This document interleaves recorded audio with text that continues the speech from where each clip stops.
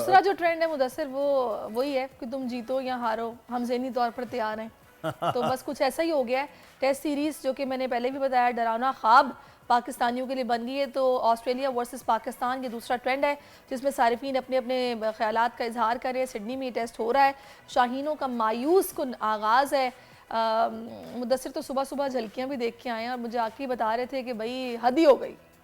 मतलब मैं जब देखा तो मैंने कहा यार अच्छा 0 पे साइम अयूब, 0 पे अब्दुल्ला शफीक, तो मैंने कहा ओपनिंग, और कल भी ये बात कर रहे थे हमारे साथ तो बहस थे, तो वो ये कह रहे थे कि जब तक ओपनिंग स्टैंड नहीं होगा तो आपका मिडल ऑर्डर प्रेशर में खेलेगा। फिर आप शान मसूद को, बाबर आजम को या सऊद को या रिजवान को आप दोष उस वक्त दें जब आपको ओपनिंग पार्टनरशिप कम से कम एक बेहतर स्कोर करे। और टेस्ट में तो लंबी इनिंग खेलना, लंबा स्कोर करना उसकी आदत बड़ा नहीं ज़रूरी है। उसकी आदत तो नहीं, शॉर्ट फॉर्मेट खेलते हैं। और यहाँ हालांकि अब्दुल्ला शफीक टेस्ट प्लेयर हैं, वो अब्दुल्ला शफीक को खातिर खा कारकर्दगी नहीं दिखा सके। साइम अयूब का डेब्यू था, उम्मीद तवक्को बहुत थी नेचुरल गेम खेलेंगे, लेकिन वो चीज़ें भी नज़र नहीं आई हैं। बाबर आजम अपनी टेक्निक और अपनी तमाम तो शॉट्स के बावजूद, ऑस्ट्रेलिया जैसे इंग्लैंड जैसे ग्राउंड्स पर उनका बड़ा अच्छा स्कोर है, उसके बावजूद वो परफॉर्म नहीं कर पा रहे हैं। शान मसूद पर जहाँ कप्तानी की जिम्मेदारी है वहीं पर एक लंबी इनिंग भी उन पर ड्यू है जो उस तरह नज़र नहीं आ रही। स्कोर कर रहे हैं 50 तक, वो भी पिछले मैच में भी गए हैं, लेकिन वो लंबी इनिंग नहीं खेल रहे। रिजवान बहरहाल अभी कुछ देर पहले तक तो हमें इत्तला थी कि वो खड़े हैं क्रीज पर और 50 भी उनकी होगी, लेकिन अच्छा वैसे बैटिंग ऑर्डर जो था ना, आउट हो जाना वाकई उसके बाद। अच्छा मुदस्सिर बैटिंग पे तो खैर क्वेश्चन मार्क शुरू से ही था। बॉलर्स खैर हमारे जो चारों पेसर्स थे ना उन्होंने बड़ा ज़बरदस्त खेला है और ट्रेंड्स में भी रहे हैं, लेकिन बैटिंग से ही सबने जोड़ा हुआ था कि अगर तो चल गए बैटर्स तो फिर इंशाल्लाह हम जीत जाएंगे, तारीख रकम होगी। लेकिन वही हुआ जिसका डर था कि बैटर्स उस तरीके से अगर मगर में फिर ऐसे ही होता है ना कि अगर चल गए तो ये हो गया, अगर ये हुआ। हालांकि ईशान मसूद के लिए बड़ा टेस्ट था, first time as an captain, ज़ाहिर है उनकी क़यादत में ये सीरीज हो रही थी, तो अगर वो भी आज आउट हो गए और कितने रन पे हुए शान मेरा ख्याल है कोई 30-32 उस वक्त जब मैंने देखा शान मसूद खड़े थे विकेट पे रिजवान के साथ, और अभी क्या सिचुएशन है ये बहरहाल। चलें आप स्कोर कार्ड निकालें और ये सिडनी टेस्ट की हम लोग बात कर रहे हैं। 6 आउट हो गए हैं अभी हम हमारी गुफ्तगू करते करते। अब्दुल्ला शफीक 0 पर, साइम अयूब 0 पर, शान मसूद 35 पर, बाबर आजम 26 पर, सऊद शकील 5 पर, और रिजवान जो हैं वो अब आउट हो गए हैं जी। अभी कुछ देर पहले उन्होंने 88 रन बनाए थे और बड़ा अच्छा खेला है। 2 छक्के 10 चौके और 103 बॉल पर बहुत तेज खेल रहे थे। तो मुझे ये समझ नहीं आ रही आगा सलमान अब खड़े हैं 36 पर। अच्छा, पाकिस्तान 199 इन करने का फैसला मुझे समझ नहीं साइम अयूब बहुत अच्छा खेल रहे थे डोमेस्टिक में, बड़ी अच्छी उनकी परफॉर्मेंस थी डोमेस्टिक के अंदर, बड़ा अच्छा खेल के उन्होंने अपने आप को टेस्ट प्लेयर भी साबित कर रहे थे। इमाम की जगह पे वो आए ना जी, इमाम की जगह पे, लेकिन यह है कि साइम अयूब पहला है, बैड लक भी हार्ड लक भी होती है, लेकिन अब्दुल्ला शफीक से ये कहते कम जो है वो है। लेकिन आज जो आउट होने वालों में बाबर आजम कैसे आउट हुए हैं वो भी मेरा ख्याल है देखते हैं झलकी में कि क्या है ये टेक्निक जो है बाबर की, इस पर क्वेश्चंस जो है वो रेज हो रहे हैं और सुहेब अलवी साहब हमें ज्वाइन कर चुके हैं, वो इस बारे में क्या राय रखते हैं उनसे जानते हैं। अस्सलाम वालेकुम सुहेब साहब, welcome to our show and good morning, कैसे हैं आप? वालेकुम सलाम, बस ऑल गुड। अच्छा बताइए। सुबह 6 आउट हो गए सुहेब साहब 200 से पहले। हाँ, तो मगर एक तकरीबन 100 रन की पार्टनरशिप भी बनी, तो कुछ छोटी खुशियों को सामने रखना चाहिए। एग्जैक्टली बिल्कुल, मैं तो कह रहा हूँ कि 4 जब ऊपर के दोनों प्लेयर्स आउट हुए, साइम को आज एक बड़ा अच्छा मौका मिला और लेकिन वो बहरहाल पहली इनिंग थी, प्रूव नहीं कर पाए, तो ये जो एक बड़ा प्रेशर सा आया है और पिच को देखते हुए मैच पाकिस्तान के हाथ से निकल गया पहले दिन। देखिए पिच तो अच्छा खेल रही है, पिच में इतना कोई मसला नहीं है, जरा सा आपका फोकस और टेक्निक का मसला है, जैसे बाबर आजम को एक्सपोज हुए जा रहे हैं। और साथ में अफसोस हुआ जिस तरह से रिजवान आउट हुए, पता है कि वो आके शॉर्ट बॉल करेंगे। अब 88 पे खेल रहे हैं, अपना पर्सनल माइलस्टोन भी है, लंबी पार्टनरशिप लगी हुई है, सलमान आगा जिस तरह खेल रहे हैं, मेरे ख्याल में स्ट्रेट बैट से खेल लेते हैं क्योंकि अब 5 दिन का मैच होता है टेस्ट मैच, तो इतना अग्रेसिव भी नहीं होना चाहिए। लेकिन दूसरी तरफ अगर वो अग्रेसिव नहीं होते तो शायद वो 88 तक नहीं पहुंचे होते, तो इट्स अ टफ कॉल। लेकिन आई थिंक एक दफा ने प्रेशर डाल दिया वापस ऑस्ट्रेलिया की तरफ, तो फिर जरा सा लंबा सोचना चाहिए पाकिस्तानीज़ को। सही। अच्छा सुहेब साहब, ये जो अभी मैंने बाबर आजम की बात की है, जिसका उनका जो ये टेक्निक है उस पर बड़े क्वेश्चंस रेज हो रहे हैं, आप थोड़ा सा जरा एक्सप्लेन करेंगे कि क्या फैक्टर्स हैं जो ये इस पर क्वेश्चन मार्क लगाया जा रहा है?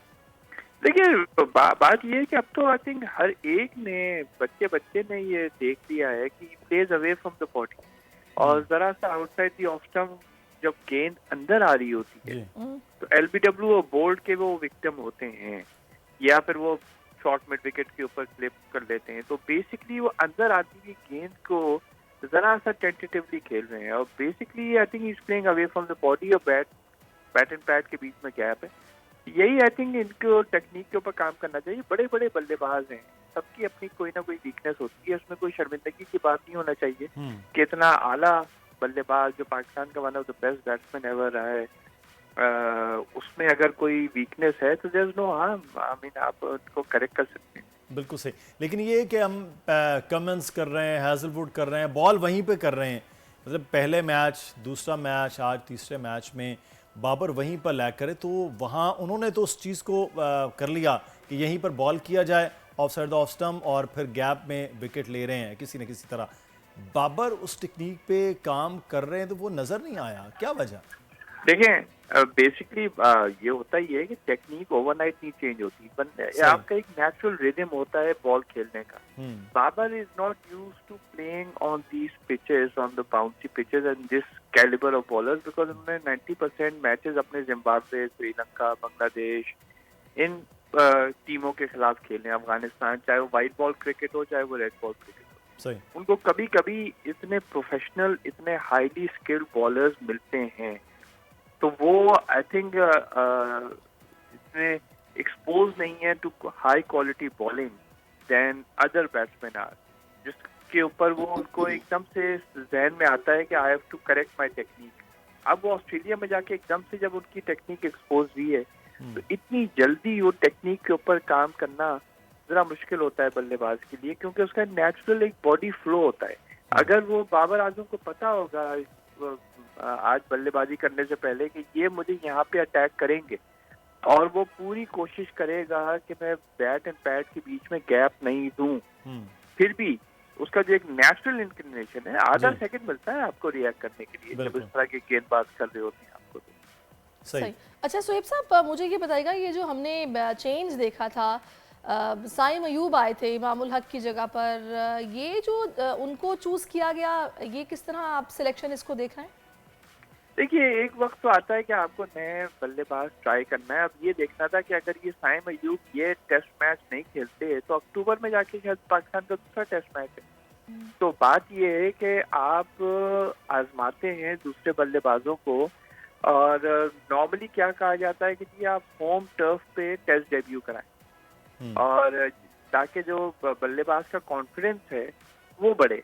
मेरा तो ख्याल है कि साइम अयूब को जहां आपने रोक के रखा था और इमाम ने पर्थ में 100 भी बना लिए थे, तो मेरा तो ये ख्याल था कि इमामुल हक को आप एक चांस और देते तीसरे टेस्ट में भी, और साइम अयूब को आप डेब्यू करना था तो पाकिस्तानी पिचेस के ऊपर, होम ग्राउंड के ऊपर जरा सा देते ताकि उनका कॉन्फिडेंस आए, उसके बाद वो जाके दूसरी जगह खेलें। अब जरा सा वो ऑल्दो ये बुरी पिच नहीं है, लेकिन बॉलिंग अटैक इतना जबरदस्त है कि आपने नए बल्लेबाज को जरा सा बचा के रखना होता है, स्पेशली जो यंग बैट्समैन हो।